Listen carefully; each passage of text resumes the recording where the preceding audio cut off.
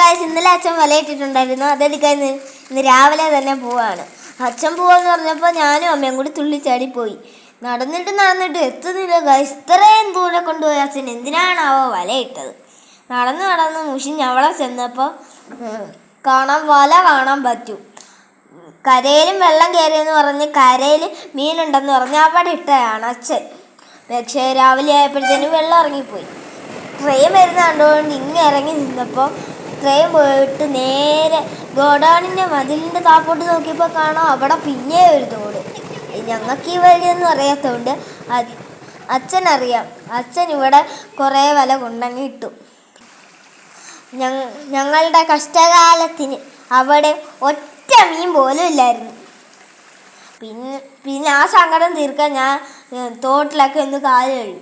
പിന്നെ അവിടെ നിന്ന് കയറുന്നപ്പോൾ കാണാം അച്ഛനൊരു കൂടും കുഴിക്കകത്തോട്ടിറങ്ങി പോന്നു. അവിടെ പോയി ഒരു വലയും ഒരു നാടൻ മുഷിയും കൊണ്ടുവന്നു. ഇത് കടിച്ച് കഴിഞ്ഞാൽ പഴുത്ത് ഒരു പരുവമാവും. അതുകൊണ്ട് അതിൻ്റെ തലയുടെ ഭാഗത്തോട്ട് കൈയൊന്നും പോവാതെ ഇതിനെ തോട്ടിൽ നിന്ന് കിട്ടുന്നവർ സൂക്ഷിക്കുക. അച്ഛൻ അതിനെ പിടിച്ച് കറി വെക്കാൻ കൊടുത്തപ്പോൾ അച്ഛൻ്റെ കയ്യിൽ നിന്ന് തെന്നി അങ്ങ് പോയി. ഞാൻ ഐസിന് പിടിച്ചങ്ങ് വെള്ളത്തിൽ ഇട്ട് വളർത്താമെന്ന് പറഞ്ഞ് ഇപ്പോഴും അത് വെള്ളത്തിൽ കിടപ്പുണ്ട്. ഇന്നലെ കിട്ടിയ മീനുകളാണ് ദേ ഇത്.